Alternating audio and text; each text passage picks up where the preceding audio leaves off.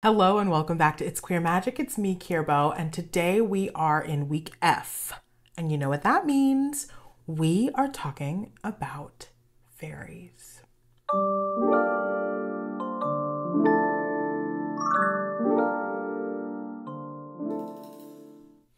I myself don't have a ton of personal experience with the Fae or with the good folk, but I do have some, and I have an interest, and I have questions. So I wanted to talk to you about this today and just see where we could get, right? Because fairies are something that exist in a lot of different cultures, histories, and mythologies, right? And maybe they don't all call them fairies, but this sort of like human kin that are connected to the earth, that can manipulate magic in a way that is beyond what we can manage or what the typical human can engage in, and maybe used to live in a plane that is similar to ours and now doesn't, or possibly always lived in a mirror plane or a different place. And whenever there's something that is across cultures or many different cultures, I am immediately drawn into it because I think that that adds a little bit of weight to their story and adds a little bit of weight to their possibility of being real. And again, you're here talking to a witch, talking to a psychic, talking to somebody who speaks to spirits. So you're going to get my perspective, in which I think that a lot of things are real, probably more things than we expect. And I also think a lot of other things aren't real, but mostly I think that the things that are real in a way that we have confused or misconstrued. It's like an ancient game of telephone and we don't really know what's going on. Well, not all of us. I do think that there are people alive right now who know the whole story or know more than the rest of us do. But I think that fairies is such a fun and interesting topic because humanity is so drawn to them. I'm drawn to them. We're all drawn to them. One of the most popular fantasy books of all time right now, A Court of Thorns and Roses, is drawing people in by the lots of people load. I don't know what I actually want to say about the book series. I personally didn't like it. I did read two of them, well, most of the second one. But I do get that it's the fairy thing that draws you in and the sex thing. And if you look at history, like humans have always been like, oh my gosh, fairies are so scary, but also sexy. Like we've always been like, yes. Am I drawn to them? Maybe. I'm not gonna lie and say no. But I think that some of their myth, or I guess some of the way that we consider them, is overblown. And let me be clear. I'm talking about fear. I'm talking about danger. I'm talking about how much trouble you're in if you encounter any given fae in any given moment. And I'm not someone who like just believes that they are benevolent and kind. And, you know, I think that where I am now in my understanding of the Fae is that they are definitely human kin, almost like cousins, but not really. And that they're very similar to us in that some of us suck and some of us are cool. You know what I'm saying? Like some of us are violent and cruel and mean and can be quite vile. And some of us are kind and sweet and compassionate and balanced, right? There are as many different kinds of fae individually as there are many different kinds of people individually. And I think because of that, we definitely need to be mindful, careful, and intentional about the ways that we sort of attempt to contact or interact or engage with the fae. And I want to be clear, like, I don't necessarily think that they are connected to one piece of this land, right? Connected to just like the Celtic region or just Ireland and Scotland and Wales and England, right? I don't think that. I think that they have their own fairies, but I also think that they exist across the globe. And sometimes when we talk about land spirits, we can easily draw a line and like this nation right here is the boundary of where this earth spirit could possibly lay. And that sort of is unreasonable when we consider how many times those lines have changed throughout history, how many times those people have moved and not been there to like create the myth, right? And how this planet is not 100,000 separate regions, it is one planet. And when it comes to the land, you know, it's sort of the same thing, the same reason that so many enslaved and kidnapped Africans were able to figure out how to live on a foreign land, that were able to figure out how to make it so vibrant and fertile and productive in the way that they did. Remember, they didn't take just anybody. They sort of did take just anybody, but they also specifically took people who knew what they were doing, but they were still completely in a different part of the world on land that they had never been before, and then asked to sort of figure it out and make it work, or demanded to sort of figure it out, make it work, and make the crops grow. And so many people were able to figure that out because of a connection with the land, because of the way that they were living was so connected to the land. And that land knows you, right? Just like your homeland knows you. And I think this is one of those things where it's like a both and, like both things are true, in that you can miss that area and that area can miss you. And at the same time, the land that you're on can sort of feel you and know you because you're on the planet and the planet is whole. But fairies are supposedly older than us, right? And so that means that they could have been here since its inception, since the earth formed. They could have been here when the land was one and the Appalachians were connected to Scotland and Ireland, when South America and Africa were connected, right? When all of the land was Pangea, right? And so these beings, I think because of that, do exist all over the planet, and we have just engaged with them in different ways because we are different people, because we have formed different cultures and we live in different ways, and we have different relationships with them. I'm not sure if they have different cultures. They might. I mean, it would make sense if we have different cultures and all of the different cultures have experienced them in a different way, then I feel like they probably do, right? Have different cultures. But there's so many things that I think are unfair about how we think about fairies and how we think about their relationship to humanity, and how we think that they're just like evil baddies. You know what I'm saying? Like, not baddies like, but baddies like bad. I think it's unfair. And I think that they have maybe suffered from the same violent erasure and stripping and demonization as some African traditional religions, as some as hoodoo and voodoo, even like things that Black people and African people have engaged in the past and engage in now, right? There's this big push, or there has been a big push to say like, that's the devil, right? That's evil. You should not be engaging with that because you're a Christian, right? You have to be a Christian. If you do your old religion, you're evil.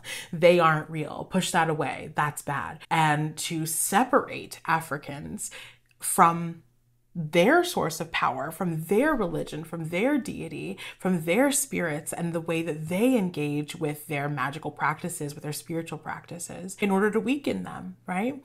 And I sort of think the same thing has happened to the Fae. I think that the information that has survived being so heavily like, they are dangerous, they will steal you, they'll steal your babies, they'll kill you, they'll do all of this stuff, was in an effort to strip people who, and specifically talking about like the Celts, like the Irish and the Scottish, like, and even the Britons, I don't know. I'm not a historian. I don't know. Again, I'm not like a scholar.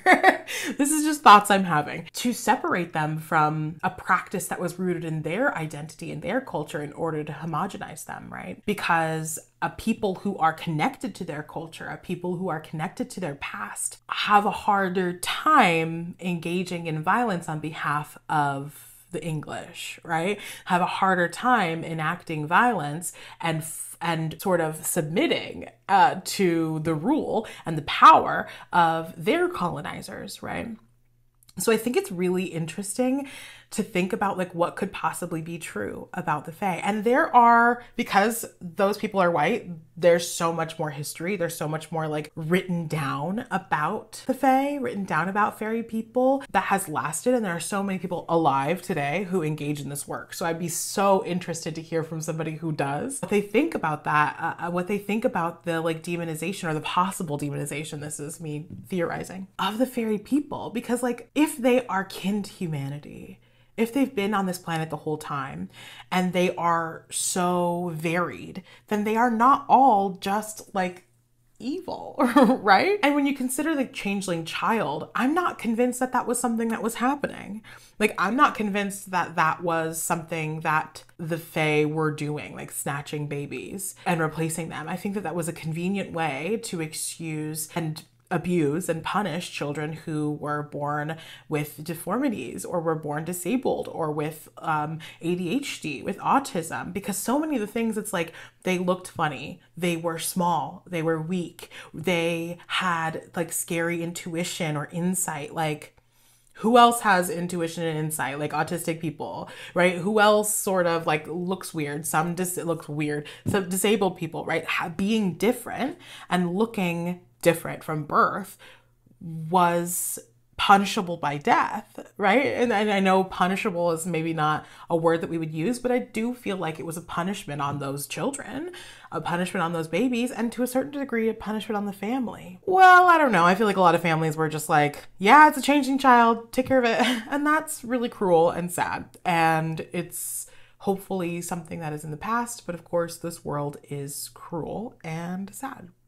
And we're going to keep on moving on through that one. So it seems a convenient thing to lean on if you were, say, the church, right? If you were the Catholic Church, even if you were like the Protestants or whatever, but you know, a major like power mover in the time was the Catholic Church. And to think, if we go back to like medieval times when a lot of the changeling stuff was coming around, like what were medieval people in Europe doing but making babies with their like siblings, right? And we know what happens, right? We know what happens when that happens. And it's very convenient to be like, well, that's a changeling. That's not even a human being. And that is a horrible part of our history. But I'm like, okay, did a fairy steal your baby, or are they just disabled? Like, did a baby steal your child, or is your child just a little bit different? Does their brain work differently than yours? Are they just smarter? Are they learning faster? Like, the uncanny ability to like have a skill or an adeptity, is that how you say that? A propensity? No. What's the word I'm looking for? I don't know, being good at something. Being, really good at something early on wasn't necessarily always considered to be a good thing. It was considered to be like, you are not a human being. Were changelings real? I'm not sure.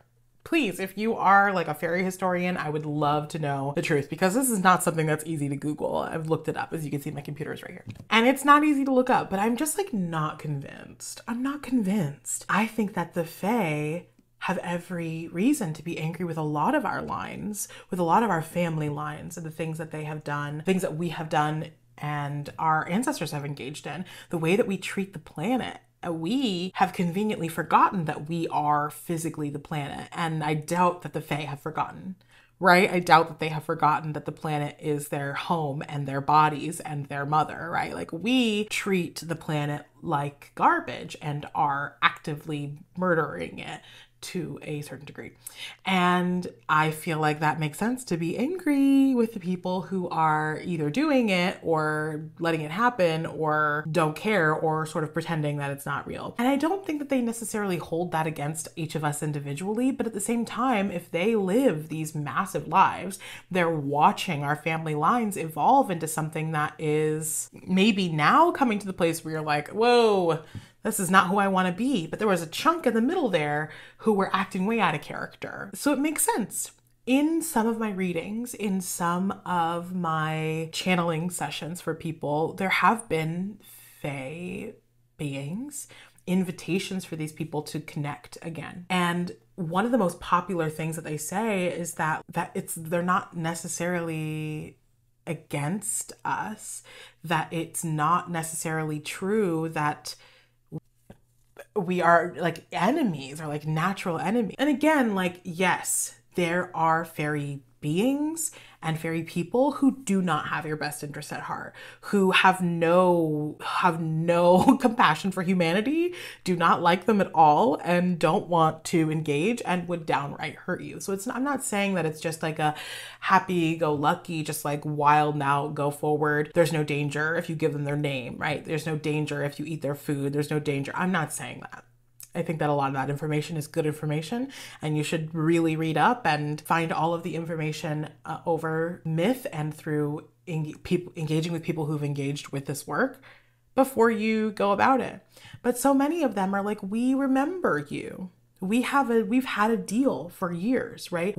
Our families are connected to a certain degree. There are so many fae that are like, you're supposed to be the one that reconnects us, because we want to work together to elevate this world, to save it, to bring it back into a sense of balance. And some fae people like you individually. And if you're somebody who's like really into earth magic, there's a chance that you've already been engaging with it. There's a chance that your offerings have been accepted by something that you didn't expect it to be accepted by. And while that's not necessarily always a safe idea either, there's a lot of good energy to be experienced in the realm of the fae. And I would just ask us all to question. I would ask us all to question where this fear comes from.